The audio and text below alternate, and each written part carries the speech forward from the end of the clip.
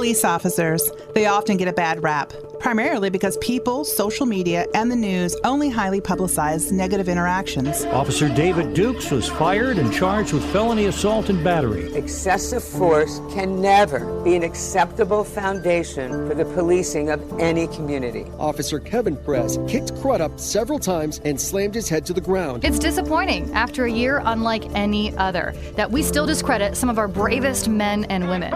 Enough is enough. It's time we stand up and back the blue. I am Kayla Blakesley, a local member of the media and radio personality. And I am Sophia Rosales-Catina, captain with the Fort Wayne Police Department. Together we are joining forces to bring you Unholstered. An in-depth look at all the stories, events, and topics that show how our officers serve and fight for our community every single day. When we saw the car up in flames, we saw the two kids in the back unconscious. We knew that we had to get them out. And no topics are off limits. On that day, I participated in the defense of the United States Capitol from an armed mob. He's shooting at the cops right now. We're backing up. A sixth-grade female student fired multiple rounds. Who are black people supposed to call? Ghostbusters? When we have crime in our neighborhoods, we need police reform. Plus, we'll give you an intimate look into the unheard stories that only officers themselves can share. From saving lives, Officer Michael, in heroic fashion, returned fire, even in the midst of being shot himself, to soul-crushing losses. This is a raw scene, and this is a raw emotional outpouring of hurt by your police department and by your first responders. And every incredible moment in between. Thank God there's a school resource officer there to handle and de-escalate the situation so nobody was hurt. We're giving you an unfiltered look at some of the bravest men and women on Earth. So join us for a show unlike any other and hear from your police officers like you've never heard them before. Your town, your topics, your team. This is Unholstered. This is an exclusive presentation of WOWO 1190 AM and 107.5 FM, Unholstered. Welcome back. It's time for another edition of Unholstered. I am just one of your hosts. You know me. My name is Kayla Blakesley. Good morning, everyone. My name is Sophia Rosales-Catina. I'm a captain with the Fort Wayne Police Department, and welcome back to the show, Unholstered. Sophia, obviously my co-host. She represents the law enforcement side. I represent the side of local media. Together, we have joined forces to share and tell and talk about all of the things that involve law enforcement. Sometimes we tip our toe into waters that don't even involve law enforcement sometimes, but we have great discussions here on Unholstered. In fact, if you have missed any previous episodes, you can download the Unholstered podcast anywhere you download a podcast. We are available on Spotify, on iTunes, Android devices, Google. Basically, you can find us anywhere. If you can't, reach out to me. We will help you. We will find it for you. Yes, we will find it for you. Send you a link. I can't believe it, Sophia. August is our 2-year anniversary for Unholstered. I know, it's crazy. It is crazy that we're approaching that 2-year mark. And it always seems like this time of year, construction is such a hot topic of conversation. And I don't know that I remember in my 12 plus, 13 plus, I'm trying to think here, year history of living in Fort Wayne, it being quite as hot of a conversation as this particular summer. It's been really rough this summer. And I've noticed, too, the uptick in construction, too. Just construction sites everywhere. I always joke, I always say that Fort Wayne, Indiana has 2 seasons, construction and winter. Yes. At least that's what it always feels like. But I know we had a completely different show planned for today, but I want to scrap that. We're going to wing this because this topic to me is just really important to get to, at least with my listeners. Most folks know that I host my own radio program Monday through Friday mornings here in Northeast Indiana. And it's such a passionate topic of conversation right now. Not only all of the construction around town, obviously people feel like they can't get from point A to point B anymore this time of year, but an even hotter topic is some construction that we have ongoing right now, if you're from the area, along I-69, particularly northbound. There's some going the other direction as well, but this particular spot I want to talk about near the Goshen Road exit, which I believe is near the 309, if you're familiar with mile markers. Correct. Yes. I believe it's right around that area. And a couple of weeks ago, we had 3 crashes within 3 days. We went back to back to back with major crashes. One of them I had to sit in about an hour and a half is what I sat in waiting for it to be cleared. Then a friend of mine sat the very next day in a crash there, and he sat for about an hour and 45 minutes as that crash was getting cleared. And then it happened again the third day. And so I started to really think about this, Sophia, and I'm your typical resident of Fort Wayne of Allen County, and it frustrates the heck out of me to have this kind of construction. My heart hurts a little bit when it takes that long sometimes to clear crash scenes for the folks waiting in their cars. Maybe they're on their way to the hospital to visit a loved one who's dying, for all I know. So that also bothers me. But here's my big question for you, and I feel like this is going to be one interesting dialogue. At what point, Sophia, does a construction site like the one we're talking about become a public safety hazard? Well, you don't even have to be nice to me either. You can let me have it. You threw it out at me right at the get-go. I think, when they do these kind of street surveys and road surveys before they do construction, I think they really do take that into consideration, right? So we have a 3-lane major thoroughfare right through an interstate, I should say, right through Fort Wayne. And we're just so used to it being carefree, no problems on that. But now it's time that we have some issues we need to address on there. I don't even know what they are, but I can't even figure out what the heck they're doing either. I don't know what they're doing. And I know you travel that spot a lot, just like I do. All the time because I live Southwest. So I'm not sure what they're doing, but that's not for me to decide. Right. Obviously, higher powers than me have decided that needs work. So they've shut down the lane. There's 2 lanes shut down, and then they opened up the shoulder to make it a lane, and then they have the lane 1 open as well. So as you travel along that, I think really it's they put a lot of effort into making sure that those are safe highways still during construction. However, I think, maybe someone will probably put eyes on this, but when you say major crash, for me, it wasn't major. This was a straight just accident. It wasn't an accident with injury that I knew, anything critical. So to me, anything with a critical injury is a major accident.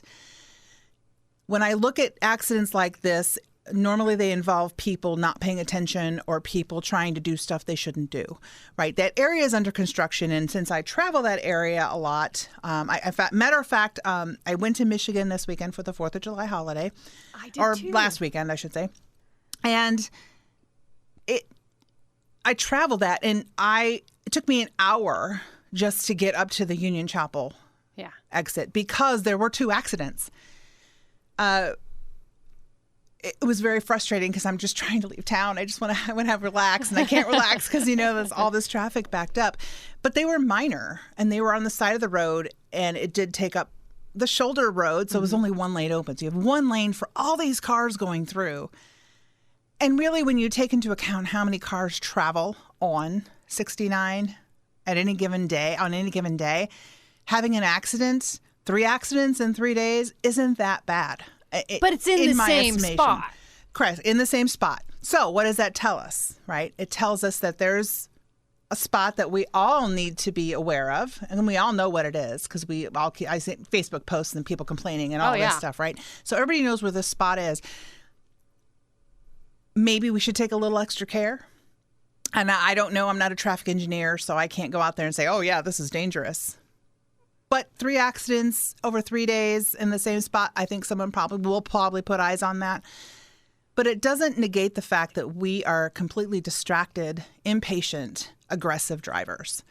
And I've seen it because as I'm pulled into the lane, which is taking a longer time because, the left lane closes at one point, you have to merge over. Yeah. I see people whizzing by me.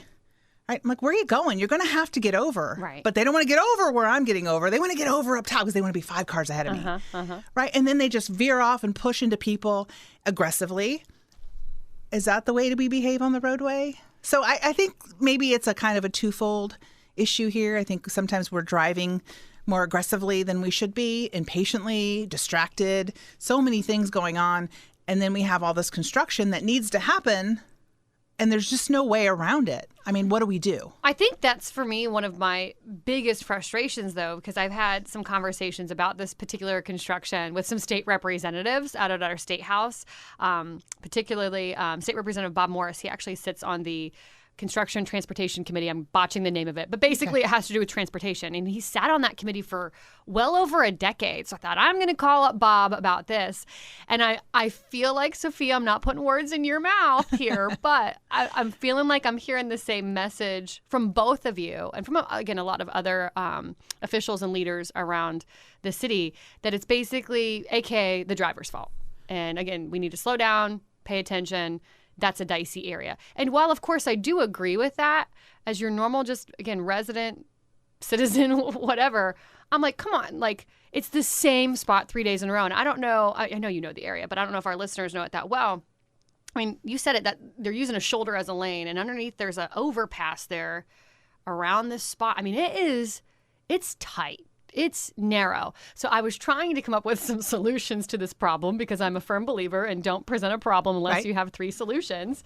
I don't really have many solutions other than, I mean, what about overnight construction? Would that be an option? Like, 5P to 5A is when the construction's happening. I would say that would help if it was a road in the city, where you don't have, because they have concrete barricades blocking those lanes. So there's 2 lanes are open, and it's blocked with the construction area is blocked with concrete barricades. I see what you're saying, yeah. So there's no way that would affect then the 2 lanes that are being traveled. Mm-hmm. So that, to me, that probably wouldn't be, I love that idea, though. I've seen other cities do it. You're traveling, going on a vacation, and you're traveling at night, and you see all this construction, and I'm like, oh, that's brilliant. You're outside of, it is, I think it's brilliant. Yeah, you're outside of rush hour traffic and just normal traffic during the day, which seems to be really heightened because everybody's awake during the day. A lot of few people are awake in the evening. But that would be something I would think the city would consider if it were happening in a city street. But the interstate, I don't think that would alleviate any of those problems there. What about, okay, this is another solution that someone had thrown out. We were talking about it. And I don't know how this works, so maybe you can shed some light on this, actually. What about hiring Fort Wayne Police Department, the FWPD? I don't know, can you come out then and set up like traffic stops, like monitor speeders through there? So generally, that is what happens. I've seen state police working in conjunction with INDOT, and that would be the department that would work with INDOT, because they're a state-run. But who facility. Seeks that out then? Does INDOT have to seek out the ISP to do that, or does ISP, can they come in and be like, yo? Yes, because INDOT would have to pay for that officer to be there. I see. So when you have inside city construction, you have some of these construction companies do pay officers to sit there at the construction zone with their lights on to make people aware for the safety of their people working. So it's a great idea. I think people always slow down when there's a police officer around. But then again, this is for self-responsibility, right? Does it have to be an officer there with its lights on for you to slow down? It shouldn't have to happen. I hear you. It shouldn't have to happen. And that's but it does. That's what I said to Bob. I'm like, well, it's easy to say slow down. Of course, we can all agree that's probably the best solution to the problem. But it's just not the reality. The reality is you said it, people are aggressive. They're in a hurry. They're just trying to get to where they want to go. Yeah, but that's not the fault of then the state who's doing the construction zone. That's the fault of the driver. And if I would have known we were doing this show, I would have gone back I told you. And looked at what the fault was at the time, because we do list that. If we have to list, if there's a construction zone, we list where it is, where the barrels are, all that stuff in our traffic accident reports. So we have to list all that stuff, but we also take statements from the drivers, and I think one of them was like 4-car accident. So it does take some time then to get that cleaned up. Well, that's okay. That leads me to my next question, too. And this is, again, where I kind of go back to my initial question of when does it become kind of a public safety hazard? Simply because I was sitting in the one crash, and I was there for about, I only know this because I had placed a phone call right when I came to a stop. And I called my husband. I said, hey, I'm probably going to be late. There appears to be a crash here.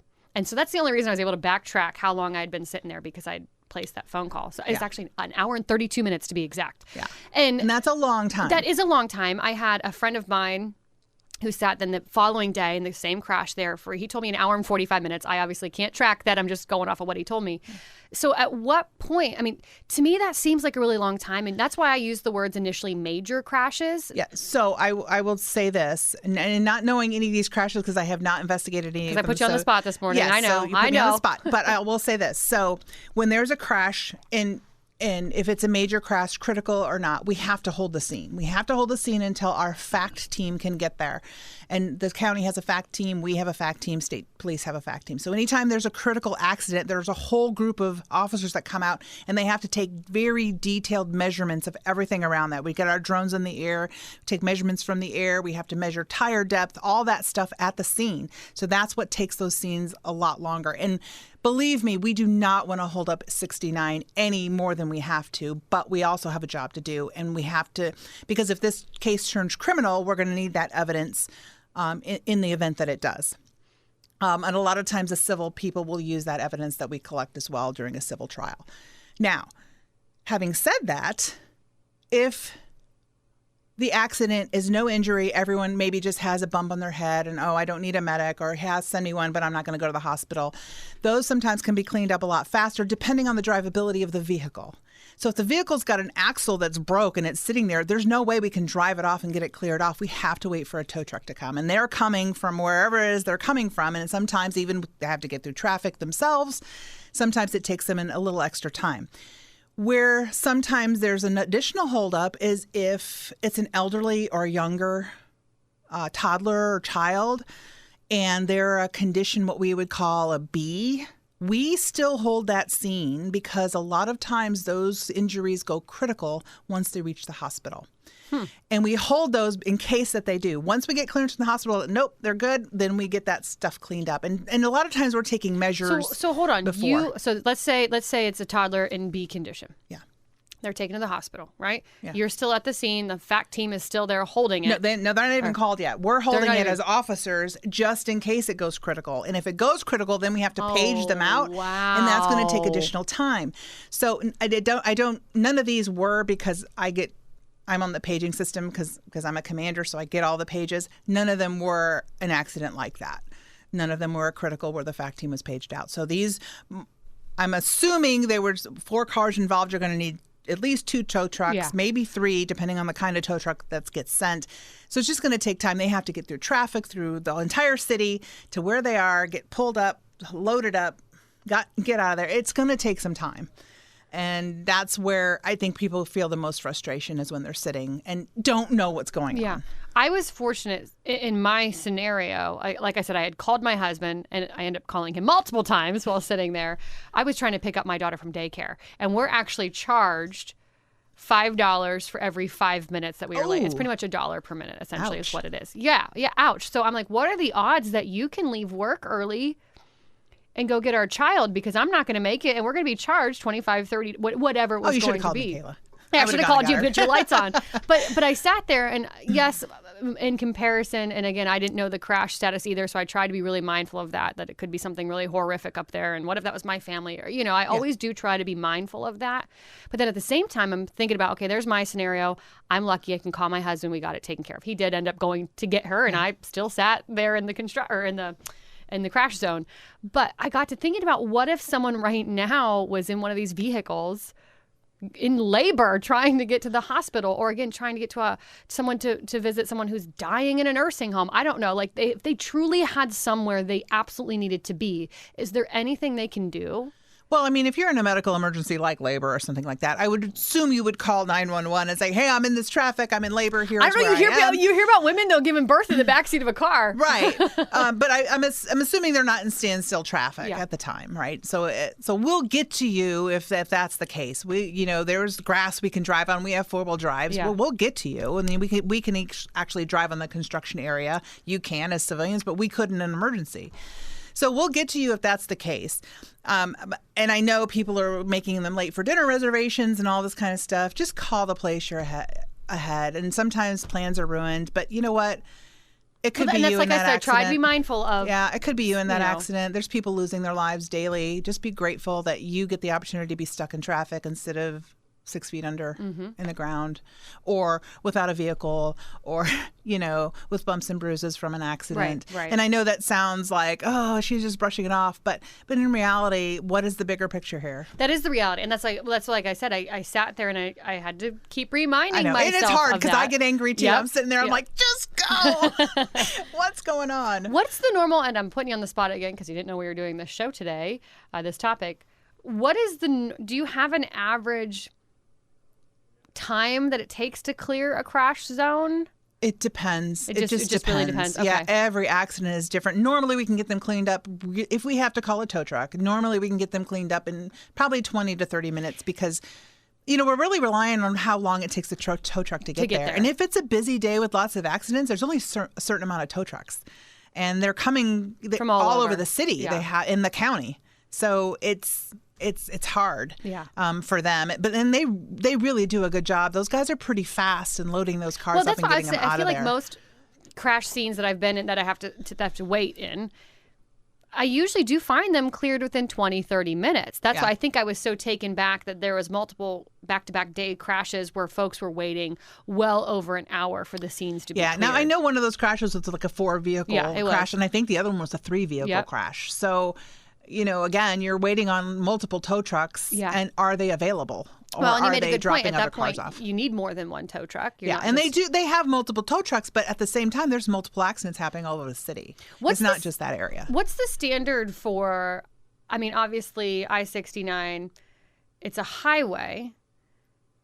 Construction's underway by INDOT. But yeah, it's still city jurisdiction, so FWPD is called. When is it that, ISP would be called, or how does that work? So a lot of times, they don't have a heavy presence here in Allen County at times. Sometimes they're running short, just like everybody else. So they don't have a real heavy presence in Fort Wayne area because they know we're here. They know the county's here. I just didn't know with construction if that changes anything. It does not. Okay. No, they're just reliant on manpower. And a lot of times, we'll call them, hey, and normally they will take all the interstate accidents. Thank God, because those are just a nightmare to do. Yeah. And they're really good at it because they do it all the time. I don't do interstate accidents all the time, so you got to do mile markers and all this kind of stuff in your report. So they're really good at doing. They can do them really fast. I can do a city crash in like 5 minutes. Right, because that's what you're. Because that's what I'm used to. So it takes me a little longer for the interstate ones. And they will do those, and they monitor our radio system. They have a separate radio system, but they do monitor our channels all the time, our computer runs and stuff. We can log in to see all the runs, and they can do the same. So they're really good at that if they're available. But a lot of times they're just not, and it's quicker for us to just go and for do you them. guys to get there. Yep, Gotcha. and get it cleared location. up. Yeah. Now, be honest. Are you and a lot of your colleagues talking about some of this construction and these crashes as well? Not so much this just general area, but I think overall this whole year we've had a massive increase in accidents and fatal accidents. I think we're on number 19, and it's only July. Yeah. So we haven't even hit the height of summer with motorcycles either, because those are very prevalent accidents, and those are the ones that are usually critical. Because even if hopefully you're wearing a helmet, you still can have major injuries from that would cause us to probably call out our FAC team. But if you're not wearing a helmet and you're driving a motorcycle, God be with you, because I have not seen many motorcycle accident with someone not wearing a helmet that hasn't been a catastrophe. Oh, wow. Yeah, no, I would never get on a motorcycle without one. Yeah, me either. I would be reluctant to get on a motorcycle at all. Yeah. I would probably maybe get on one, I suppose. I don't know, but I'd have the shin guards, the elbow guards. A very skilled driver, the bubble wrap. Yeah, right. Yeah. Okay, got like 5 minutes here. Okay. So last and final tips when it's coming, when it comes to driving through construction, dealing with construction, because like you said, we're not even really halfway through summer yet, and it's already really challenging to get from point A to point B. It is, especially here in the city. Especially here in the city. I don't know why multiple projects happen at once, and then I don't see anybody working on something for like a day or two. It might be the most frustrating thing, especially with that 69 section that we're talking about too. Yeah. They've got such a large portion of it shut down. I'm like, you cannot tell me you've got enough members out there to work on that entire stretch that you have blocked. Yeah. I know you don't. I know you don't. But I think getting those concrete barriers barriers out there is real pain. So I suppose doing it in the long stretch probably is more beneficial. But I'm talking like city work too. It's like, okay, I see them. You haven't worked on this project for like a week. Why is it still here? Coned off? Yep. So that's the frustrating part for me. But here's what I'll tell people is just slow down. you will get there. Give yourself some extra time. It's summer. Enjoy the sunshine. Enjoy the nice weather. I mean, we really have had really nice weather up until this like little stretch of heat and humidity that we've had. But enjoy that time. Enjoy your moment. A really nice podcast. Enjoy Unholstered. Download the latest episode of Unholstered. Yeah, just slow down. I mean, I know it says, slowing down to 55 from the 70, but really, ideally, slow down even more. Let people in. That's a really good point, Sophia. You just said it. I mean, people are flying on 69, 80. Dare I say, some people probably going 90 on 69. Oh yeah, absolutely. And then, yes. I might be one of them. Yeah, you are probably one of them.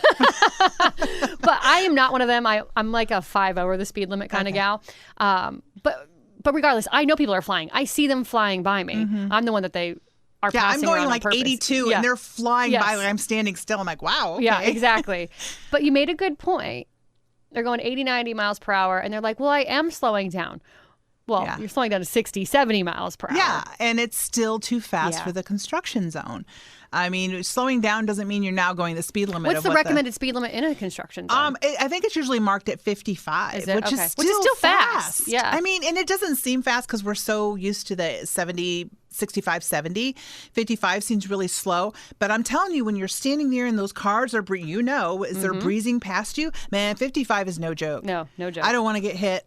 I do not want to die like that. No. For sure. No. And we've had 2 officers run down, 2 Indiana State troopers run down and killed in the line of duty here in a month. Yeah, just recently. From being run over after just playing stop sticks. And then we had another one that was shot and killed in Tell City, a female officer with over 20 years on. So we've had a lot of death, and I just want to kind of shout out to them and their families and my condolences to all of them. Yeah, absolutely. Okay, so 55, recommended speed limit.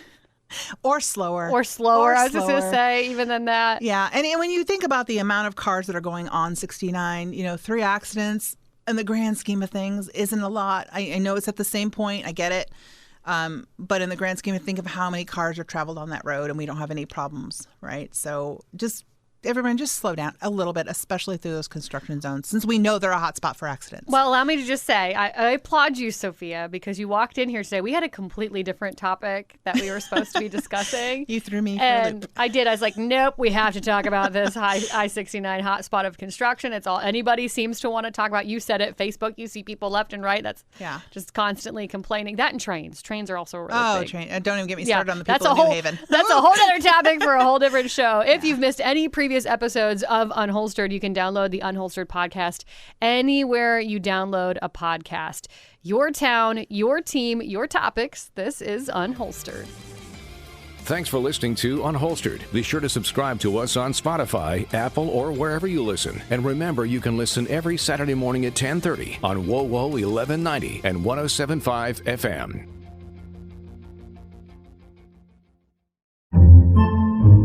Podcasts by Federated Media.